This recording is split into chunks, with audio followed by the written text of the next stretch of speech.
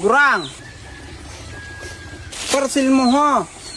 Nga duman si naghahalat. Ano da yan? Indo. Ikang nag-order. Araman yan kaiyan. Siyempre dahil man yan bubuksan. Maipati ko kayang pambayad. Kaya ngunyan pa man nag-abot yan. Uya naman ni si Mayong pambayad papakansil. Ma-order kaya Mayong pambayad. Dapat pag nag-order ka mo, nagtatago. Guro ano baga yan? Guro ano da? 149. O sige na, anon mo? Magkuha ka duman ng 150. May 150 pa duman sa may wallet ko. Tapos, kung anon mang uli, baka dai mo na naman kung anon. Ay, hilingan na. Kung anon pa talaga ang piso-piso na lang, dai mo na kay itawong 150.